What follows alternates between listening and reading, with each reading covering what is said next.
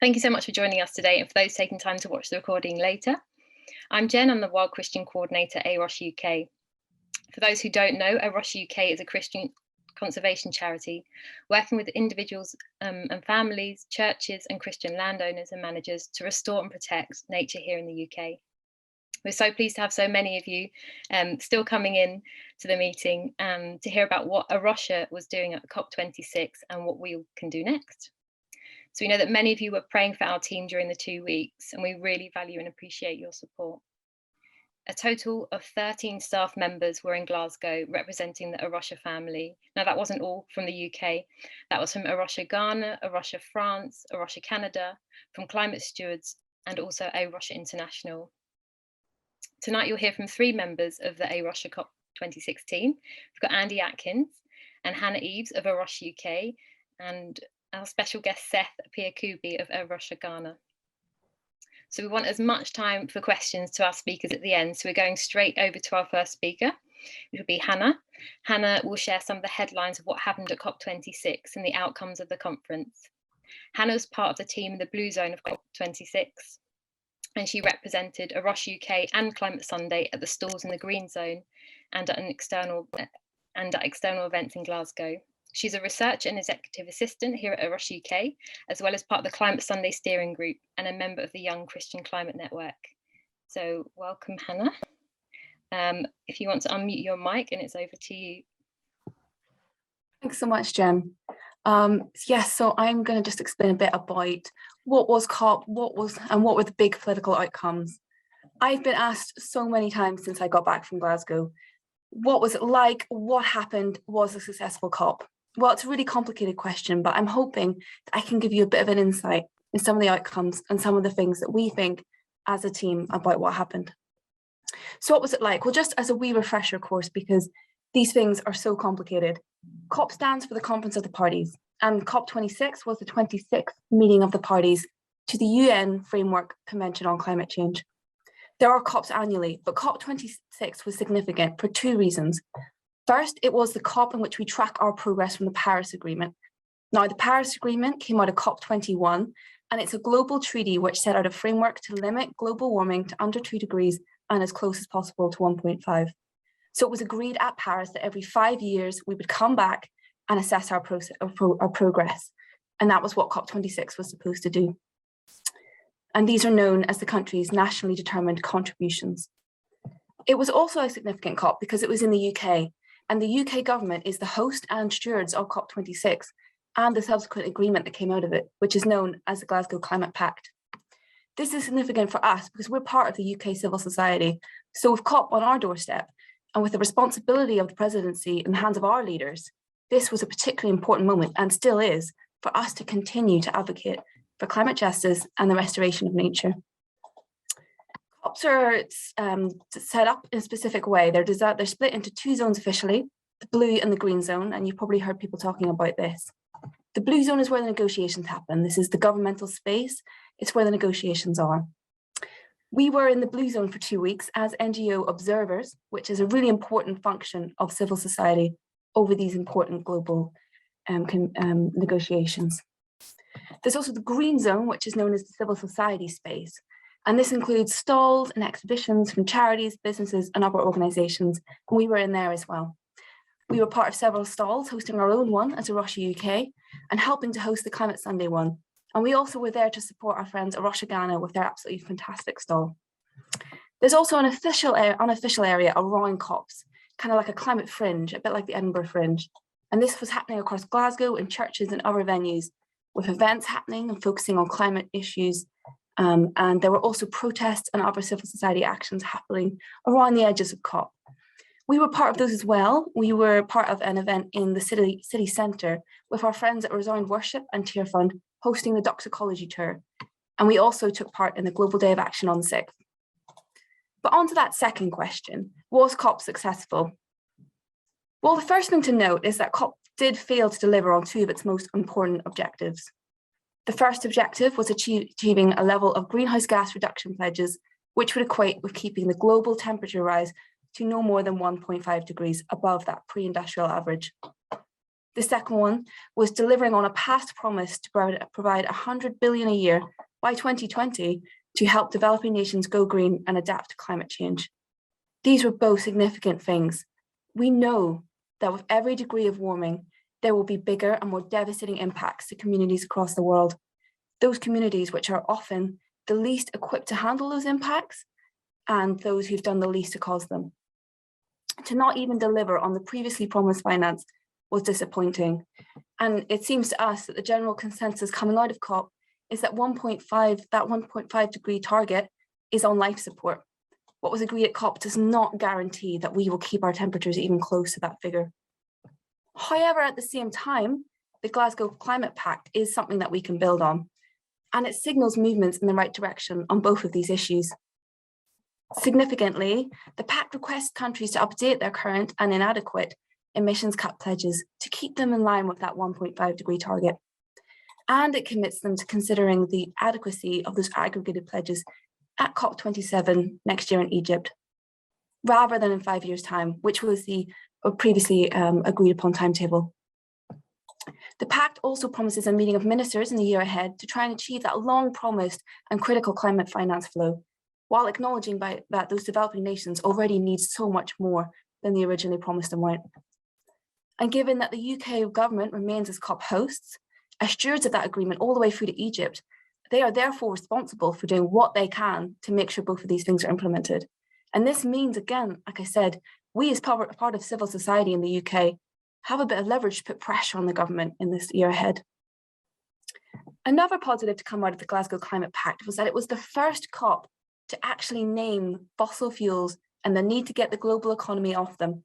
The first one, even though they are the single biggest source of greenhouse gas emissions. And this has been the power of the fossil fuel lobby for so long. But this time, that prime culprit of fossil fuels was spotlighted, and the text does call for a phase down of coal, which is the most climate damaging of all, and an end to those inefficient fossil fuel subsidies.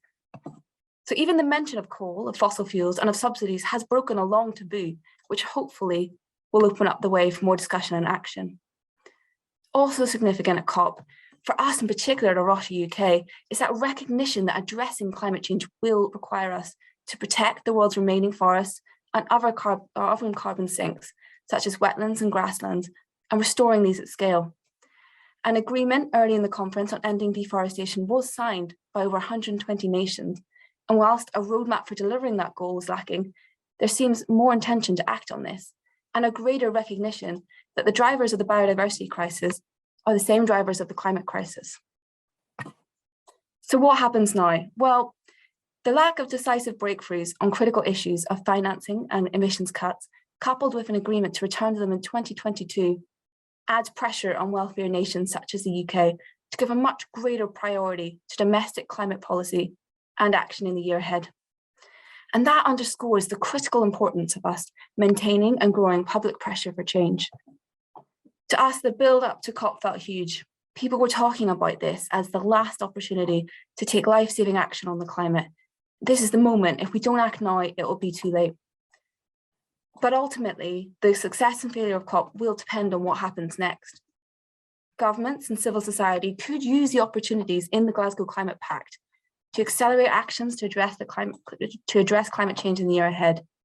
Or, as we've seen so many times, other interests could keep pushing it further back until all hope of keeping temperatures under that 1.5 degrees are dead. So what happens next will be really significant. Thank you very much. You can find a full statement on our website detailing some of these issues. Thank you, Hannah, for sharing some of those headlines, and welcome. We've had a few more people join us. Thanks for joining us on this Monday evening. So our next speaker, Seth, will now tell us about working on the Atewa campaign at COP26. So Seth is the National Director of our sister organisation, A Rocha Ghana. He has been involved in conservation for over 10 years and has been a key part in formulating the conservation models used by A Rocha Ghana, involving community-based conservation education and conservation research. Seth, a special welcome and thank you for joining us from Accra. We look forward to hearing for what you have to share. Thank you very much, Jen, and good evening to all of you. For us in A Rocha Ghana, it was a a delight to be at COP26 to join our colleagues from other A Rochas, especially A Rocha UK, A Rocha Canada, A Rocha France, and Climate Stewards, and A Rocha International to work together.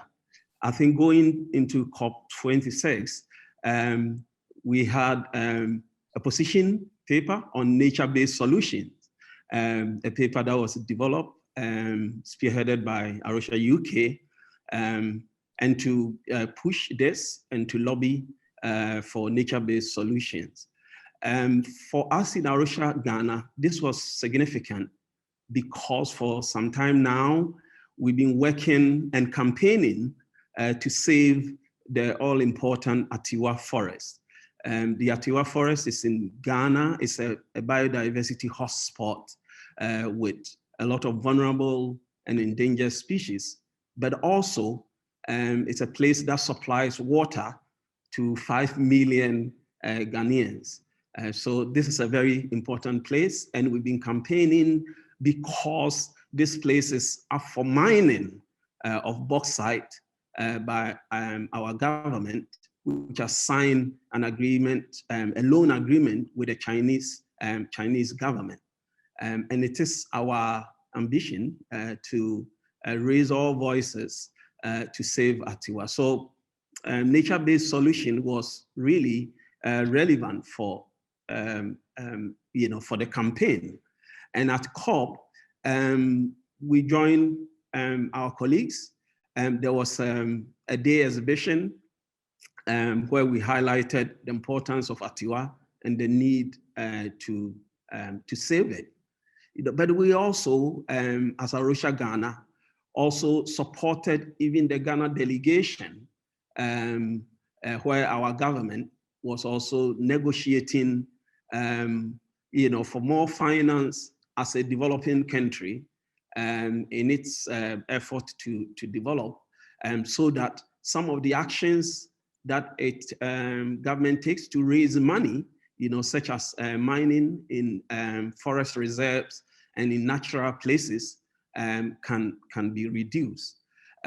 So on this, we supported our government, even though at the same time, we didn't agree fully with what our government meant at COP. For instance, we didn't agree fully with the speech of our president, which lay more emphasis onto our right to develop, which we don't disagree. What we disagreed was the approach, the business as usual approach, where we need to dig out everything from wherever they are. We thought that there are other models that are greener that would let us still be able to harvest our natural gifts that God has given to us, our natural resources, without causing distraction and also contributing to climate crisis. So where we disagreed, we pointed out, even though we were behind our government in terms of what they were seeking for. That's why we were disappointed when the final outcome did not secure the amount of pledges for finance that would have gone to support developing countries. But yes, we got something to start working with it.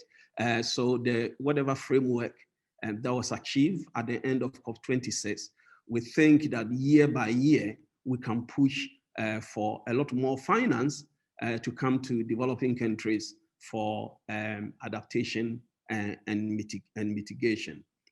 Now, specifically on Atewa, the event and the media work that we did together at COP26 raised a lot of interest in Ghana. And since there we were able to be on BBC Focus on Africa, which is a huge media outlet that everyone and governments even listen to because of its credibility. So we got a spot where we highlighted the Atewa campaign. But back home also, we've seen a lot of effort and desire and the discussions that are going on in terms of putting more pressure on our government to rescind the decision to mine Atewa. So on various platforms, we've seen discussions. For the first time on Thursday, last Thursday, when the national budget was read by the finance minister for 2022, he did acknowledge CSO's concern for mining Atewa Forest. And this was made in front of Parliament. And we think that it's as a result of the collective effort that we've been making. Since we've been back, we've also followed up on the various commitment that Ghana has made. At the COP26, Ghana signed what is called the LEAVE protocol. So LEAVE is lowering emission by accelerating forest finance. And it's financed by a coalition, Norway, UK, and the US government, in addition to some private sector organizations. And Ghana was shortlisted among 3 organizations that can be or will be due for LEAVE finance. Now, our point of view is that sometimes there's not much accountability for these funds that are signed. The framework for these funds are for reduction or reversing deforestation. So any country who signs up to it, must commit to that on the ground. Sometimes what we see here is conflicting policies, that receive this finance, but also on the ground does not translate into reversal in deforestation. So we have planned to follow up with institutions and organizations that would hold sway on our government. So this afternoon, we held a meeting with the US Embassy, who are a coalition partner, a LEAVE coalition partner, to put pressure on our government as they sign for this funding to be also be committed on the ground to reverse all policy decisions that would devastate our natural areas.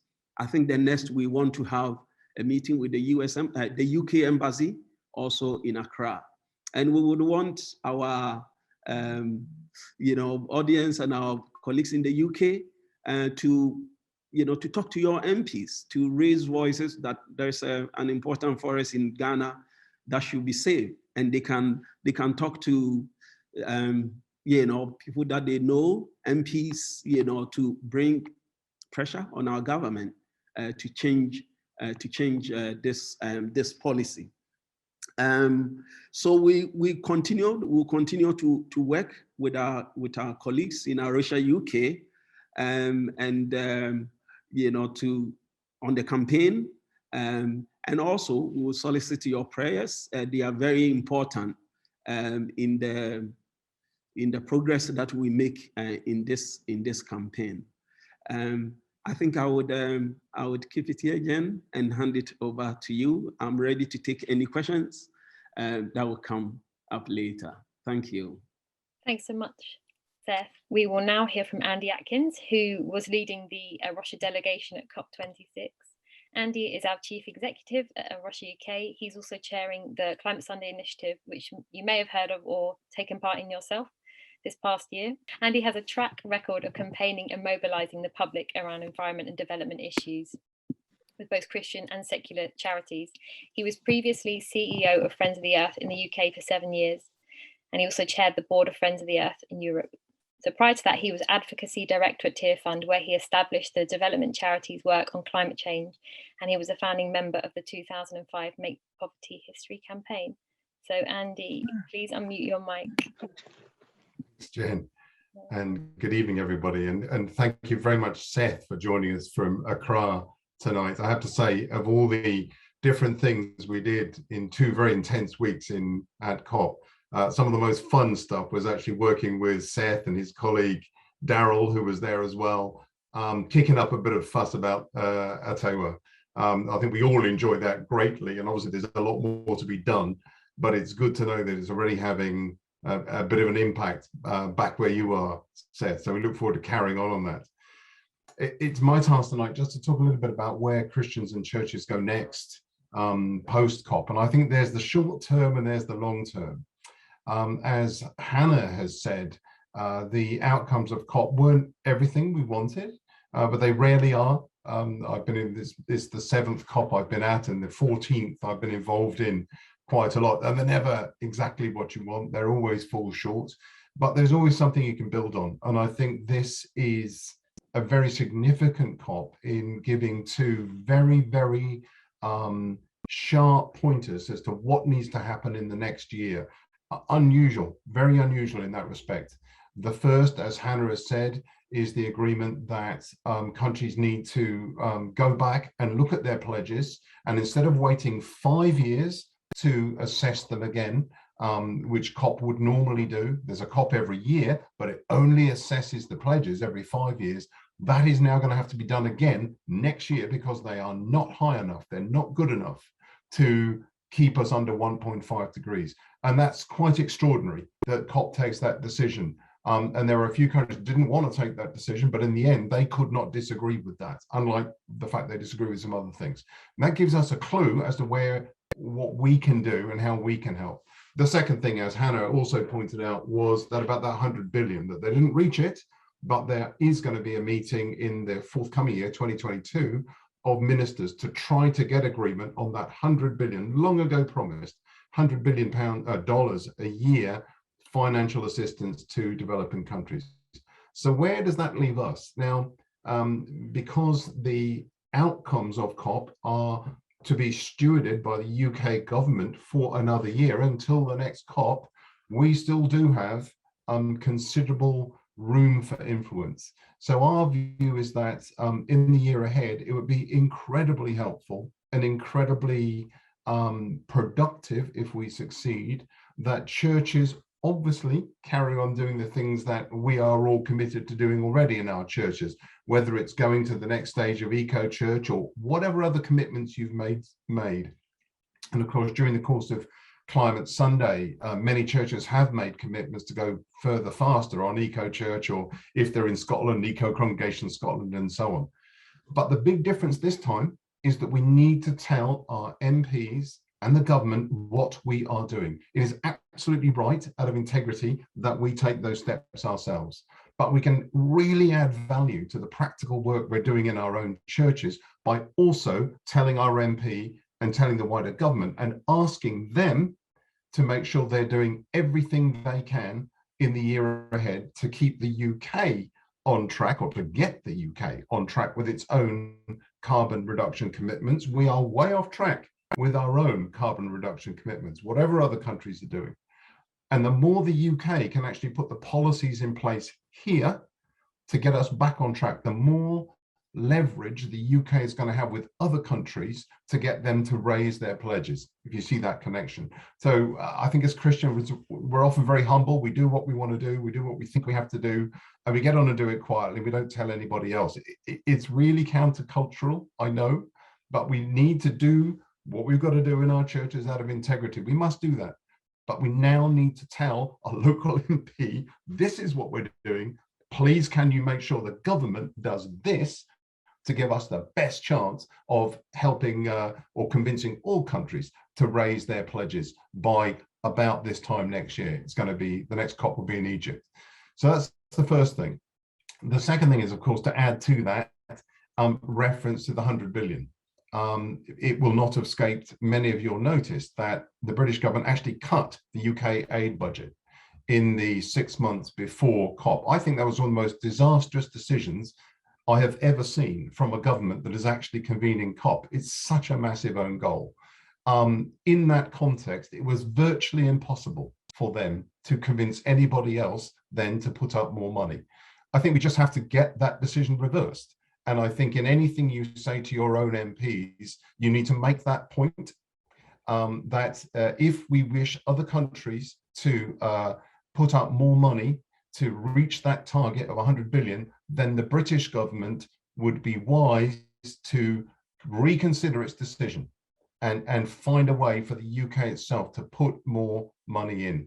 Okay, so churches can be inviting MPs to talk to them. You can be inviting yourselves to go in and see MPs, but whichever way you do it, I would be doing the things you've got to do practically in your own church, but really making sure your own MP knows and that you're asking your MP to pass on to the wider government what we expect of government. Then in terms of what individuals can do, I mean, similar, but of course, as individuals, we can act much more quickly. In many respects, we can participate in online campaigns kind of anytime we want. We don't need the buy-in of the whole church to do that. And this again is a year, if ever there was a year where we needed individual Christians to be engaged in the right campaigns, add their name to them, participate any way they can, this is it. And the easiest way to do that with A Rocha, and there are many organizations out there that campaign, so obviously you may already be a member of the Wildlife Trust or Greenpeace or whatever. I mean, by all means, do whatever seems relevant with anybody. But we as A Rocha offer the Wild Christian scheme. This is not just about campaigning, it's very much about loving nature, enjoying it where you are, in your home, in your street, learning how to do some conservation practically, but it also contains a campaign element. So that monthly bulletin is a really good way, if you're not already getting it, is a really good way to be kept up to date with the latest relevant campaigns as the year goes by. And it's really important to understand that as the year goes by, those campaigns will change. Because if we get a victory on one thing, let me name, for example, right now, the British government still intending to open a new oil field in the Shetlands. Again, I could not think of a more effective own goal than to do that at the same time as you are asking everybody else to get off coal and fossil fuel. So just supposing we win a campaign where the UK government says, okay, we're not going to do that. The moment we've won that, we move on to the next thing.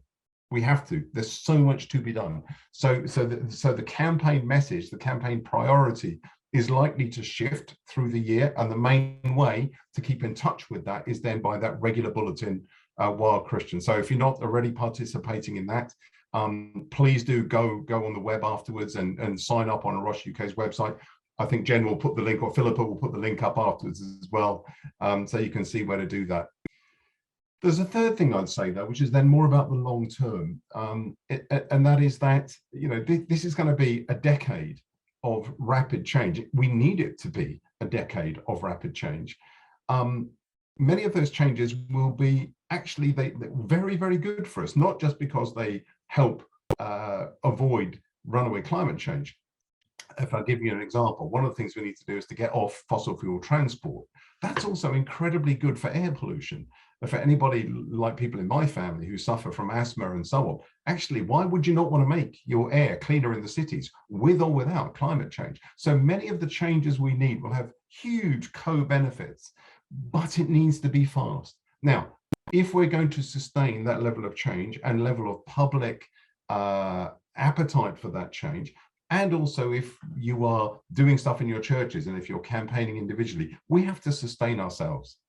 And I think we need to get real about the energy that is required for sustaining change. Now, I've been campaigning for 30 years. I love it. That's what I do. But even I sometimes get tired and go, oh, I need a break from this, you know? So I think we need to be thinking about how we sustain ourselves. And one of the best ways of doing that I know is to do it in community. Don't do it alone. So whether that is doing it as part of Eco Church or as part of Wild Christian or part of, let's say, the Wildlife Trust local group or whatever it is, I would strongly encourage Christians to get into groups and communities that they can do this with, and also be prepared to take a break now and again. I'd say that 2022 probably isn't the year for a year-long break. There is so much to be done because of the 1 year horizon that COP put on getting more progress on these other issues. But as a general rule, we need, we may need to take a break now and again. Give yourself permission to sustain yourself. The last thing I'd then say is that we know that climate change is becoming more and more of a pastoral issue. If I was a young person right now, in my, anything younger than 40, I would be really, really worried about where the world is going. I'm worried anyway, but this is going to really affect the under 40s. They have every reason to feel concerned, anxious, and so on. What is the response of the church pastorally to that? So any of us that are in leadership in churches or not in leadership, I think should be saying to our leaders, so what are we doing about this? Not just the practical things we need to do in church to reduce our energy and using our voice to speak to our local MP, but what are we doing to help a younger generation that's going to be severely impacted by this? So for the longer term, I think sustaining ourselves and supporting those that are going to be affected by this and already are in terms of psychological impacts and so on. Now, I think we can bring a lot of hope, but the best hope we can bring to a younger generation is actually to take action, is to get the governments to take action so that they can have more confidence that we will overcome this. But in addition to that, I think we have to give serious attention to the pastoral needs of particularly younger generation, but not only. That's broadly where I'm thinking Christians and churches should go. A very final point is that for those of you involved in Climate Sunday, we will be having discussions as a Climate Sunday steering committee in the next month. And if you haven't clocked this yet, there will be a seminar on the 20th of January where we will feed back in detail how we build on Climate Sunday, where we go next on that, okay? So we're taking a few weeks just to really consider that, but at the very beginning of next year, we'll be feeding back on where we go next on that. But of course, we will be wanting as a Rocha to be very much in sync with that. We're very much in favor of broad coalitions where people focus together across denominations, across nations on one thing for the year. You get so much more impact that way. So whatever else we do as a Rocha, we will be wanting to work in coalition with others and be really clear if there is a single campaign ask for Christians and churches, what it is, and we will back it.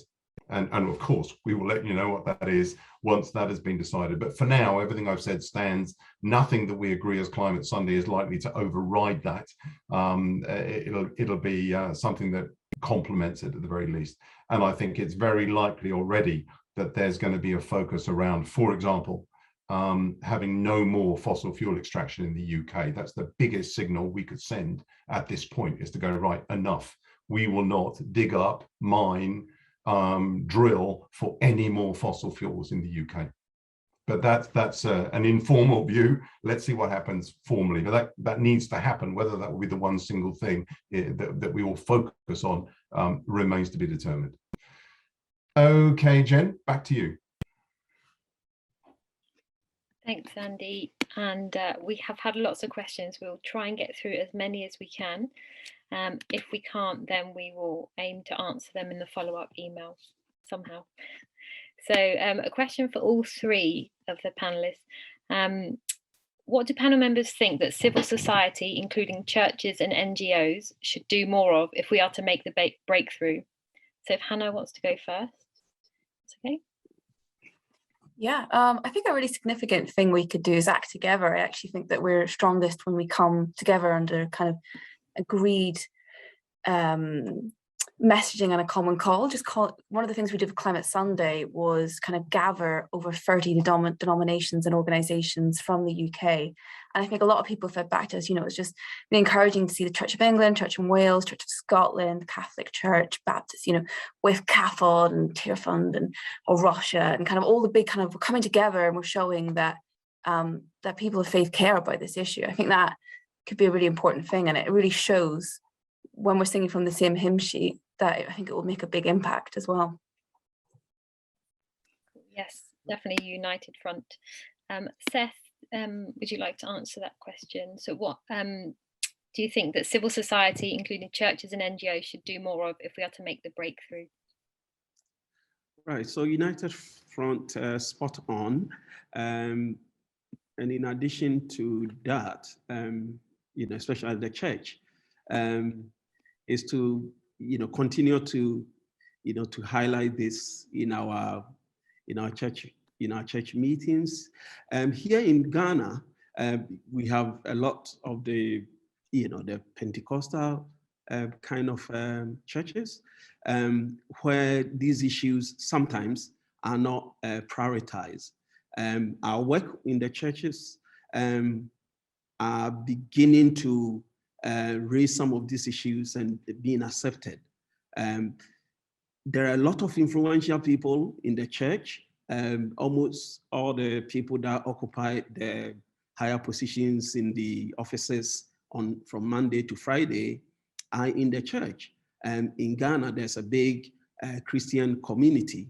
So being able to push this message and knowing that, the issue of climate and Christian care is part of our faith is what we've been trying to do. And it's bearing fruit, where we have Christian groups. The Christian Council wrote to our president actually on the issue of Atewa, and that was the first time you have a Christian body, saying something on the protection of nature.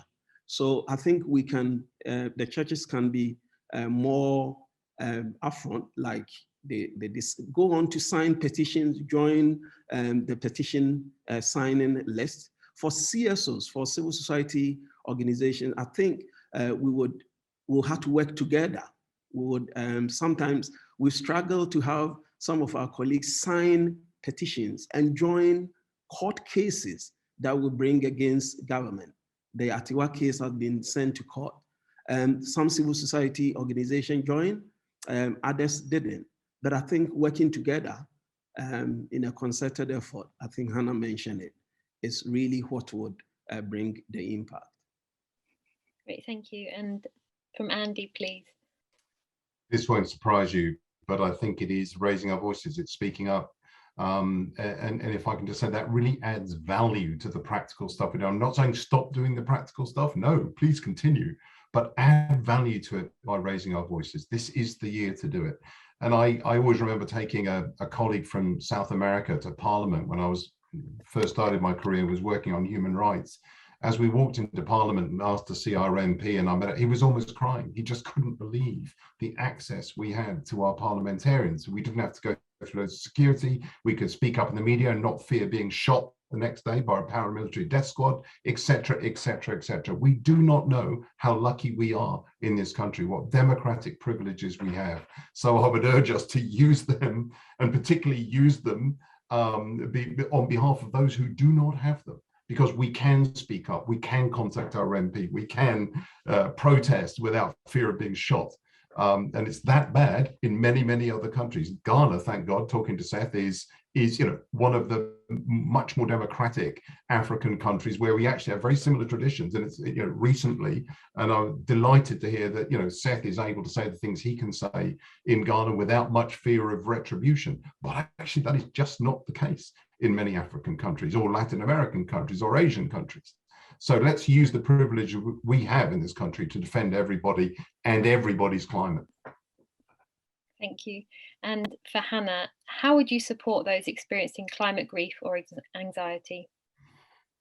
Yeah, I think this is actually a really critical question. I mean, we were up at COP and it was a bit, in many ways, quite overwhelming. I spoke to a lot of young people and myself kind of walked away from the 2 weeks feeling quite sad, actually, because you met so many people from so many indigenous people from island states who were saying at COP, this is our last chance. If you don't do something now, it's going to be catastrophic. And it's really sad when you sit and think about that. And it's really, really scary. And I think, as Andy touched upon, for young people looking forward to our future is really scary. And I think that pastoral thing is really critical, that we kind of come together as a community where we can rest together and worship together and kind of look to God for help and strength. And I think the other thing I would say is that getting a kind of handle on what COP was going to do and what it wasn't going to do is also really helpful. Having a realistic expectation of these conferences as in, you know, not understanding that this is part of a process that will keep going, and things are changing, even if it's incremental, things are moving forward, and we can keep pushing, like what we do does matter. I think that is really helpful, and just not thinking about it as a complete failure, but thinking kind of getting a broader picture of what's going on is also super helpful, kind of walking out of COP. Another thing I would say actually is we back in May did a seminar ourselves on climate grief. We had some really amazing speakers, you know, Hannah Malcolm, who's an academic working in this area, Lucy Winkett from a church in London, and Joel from our friend from Resign Worship all really spoke really well on this issue about how to support people pastorally as a church is going forward. So yeah, you can find that on our YouTube page if you're interested in this issue. Thank you, Hannah. We've had a few about speaking to MPs. I think we can answer one now, and I'll put a resource here that we have in our refreshed EcoChurch resources, but one for Andy. I'm on a Zoom with my MP in 2 weeks' time. What is the most incisive question that I can ask? I would be asking them what they are going to do and what they are going to say to the government to make sure that in a year's time, the UK is back on track with its midterm climate targets, because that's going to be the best thing to help other countries deliver on their pledges. If you want more information on that, about how badly off track we are, one of the things I suggest is go to the Committee on Climate Change's website. This is the government's official monitoring body set up by the Climate Change Act of 2008. I was involved in the campaign to bring that about. They are very clear in their latest report how badly the government is off track. So you can be asking them, what are they going to do and what are they going to say to the government, depending on which party they're in, to get the UK back on track with its own carbon targets, to help other countries raise their pledges by this time next year. Thanks, Andy. And I have a question for Seth. Seth, how do we try to influence those governments who refuse or resist engagement with COP26? In our effort to, to get this government, especially from COP, we realized that there were a lot of the developing countries that did not get what they want, exactly what they want. So coming back home to do business as usual, there were a lot of countries that were threatened by the source of their income. So we have a country closer, Nigeria, who joined Iran and India because the main sources of their revenues are on fossil fuel. That said, I think there is also a realization that these countries, there is an end to these sources, and diversification maybe will be a way to go. What can be done is maybe what in my speech I said, that we're going to rely on influential countries to influence some of these countries. So this afternoon, we had a meeting with the US embassy and say that if Ghana is going to receive funding that the US is contributing to, then we rely on you to bring sway on them, to be able to, commit to climate agenda. Okay, so, and we're going to do the same with UK. And that's what Andy is saying is very relevant, that if a country like UK is going to set example, the leadership example, then it can influence other countries to do the same. Okay, so I think that yes, countries need to know, and especially developing countries that who rely on oil, that usually they for diversification from reliance on oil will be the way to go. Also, countries that get support in terms of climate funding support, there should be accountability, for them to use it as it's required. And in our context, what has happened is that most of the time, governments are able to get away from, receiving the money, but also have contradictory policies that still do not help with climate. And this, we would expect civil society, to raise voices and to raise voices of accountability to make sure that governments are committing to what they sign up to. I think this would help influence and also countries that are not well engaging at COP26. Thank you. There's definitely a speaking up thread I sense in most of the answers here from us. So can Andy tell us if the pressure is being put on the bishops in the Lords about the issues and why they and other religious leaders in the Lords aren't making much more noise? Actually, I think the bishops in the Lords have been making a fair amount of noise. I'm not trying to defend them. I think we may not be hearing on the outside the noise they're making, but I think the Lords Spiritual, as they are known, have been quite active in calling for greater action on the environment generally, and particularly on climate change. I do think that for any of us, whatever denomination we're part of or stream of church, asking our leaders, however, to speak out more and also to speak to their own denomination, their own stream of church about the need to get involved locally, about the need to contact our own MPs and so on is really, really important. So I'm sure that there's more the Lord Spiritual could be doing, but they are, I think, doing quite a bit. And I know from, for example, the Environment Bill, many of them have been very active on that in the Lords. I think there is a job to be done for them actually to be speaking back to their own flock, as it were. And I don't just mean the Anglican Lord Spiritual, I mean all of the church leadership. Often there is a disconnect between what they think and what they say, and what everybody else hears them say, because lines of communication are fluffy and it takes a while for the message to get through. But I think when local churches hear that their national leaders are very for action on this, it really legitimizes action at the local level too.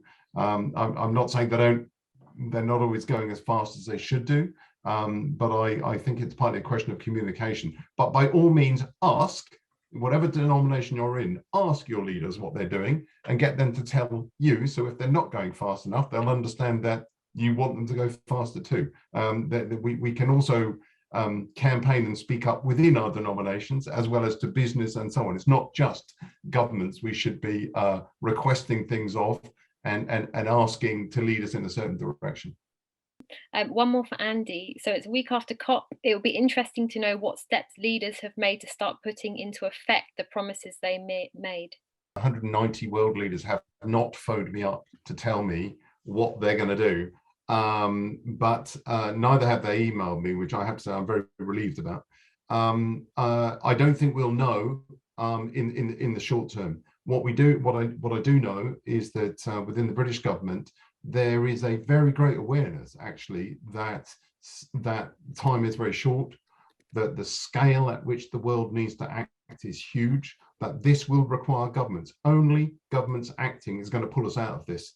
We can do all we want in terms of changing our light bulbs and all the rest of it, but only governments can use the vast national budgets to point us in the right direction. Only they can use public taxes to, let's say, get behind green technology and get it out of fossil fuels. We can't do those things. It has to be the government. So I think the British government is very aware of that. And I know there are intense discussions going on how they take this forward best, including, for example, how they support Egypt, which will be where the next COP is, and so on.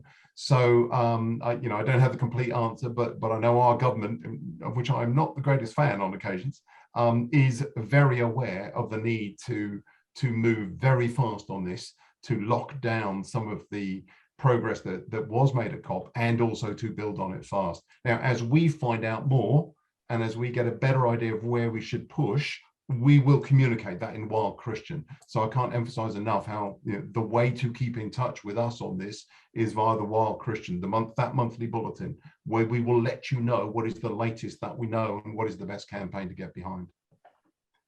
Incidentally, as there were other members of A Rocha there, and this was the first time we'd worked together at a COP like this, I know that in other countries too, that they will be taking action around COP.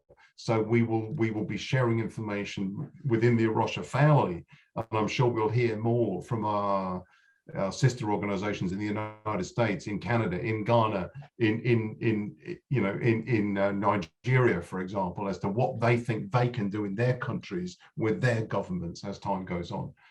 We can only here push for the UK to do stuff, and the UK to do stuff, let's say, in relation to Ghana and Atewa, for example.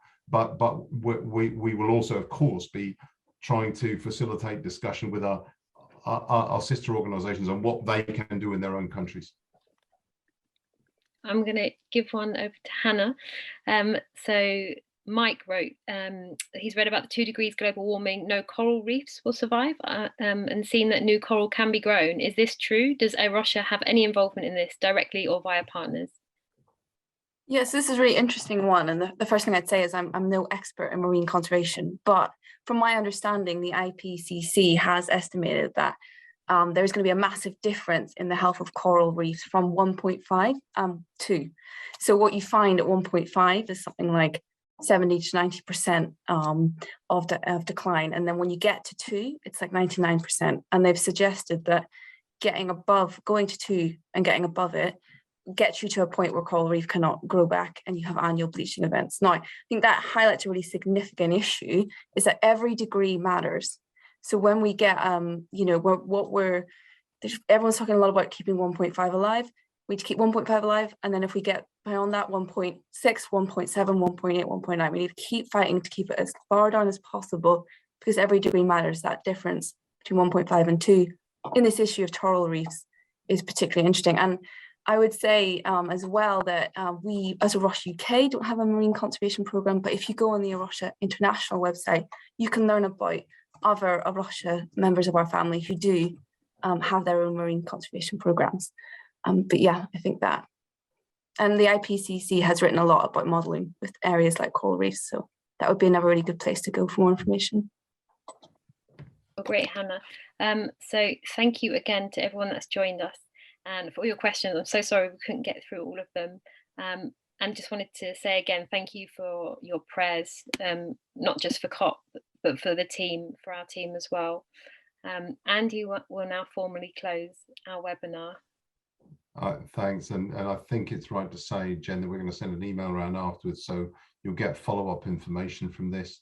I also can't resist saying that alongside coral reef, mangrove restoration is really, really important, and it is something we can do. And I happen to know, because I had a coffee with Seth just before we went back to Ghana, that's something Ghana are also very involved in. So if you're interested in that, email Seth and ask him to tell you all about the mangrove restoration in Ghana. It's very exciting.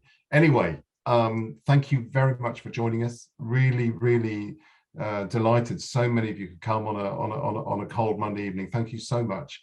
And thanks too for your support during COP. I think those of us that were up there in the quite extraordinary circumstances of COP in Glasgow really felt the kind of prayers and interest of supporters. So thank you so much. We can't do this alone. We need to be a community together, sharing ideas and finding ways forward in this challenging situation. So we commit to doing that on our side, and thanks for your interest and wanting to engage in this. So please do pray for us as we figure out the next steps with our alliances as well, particularly with Climate Sunday, figuring out in detail where we go next after that really quite high profile and quite impact campaign. So thank you again, and do keep in touch.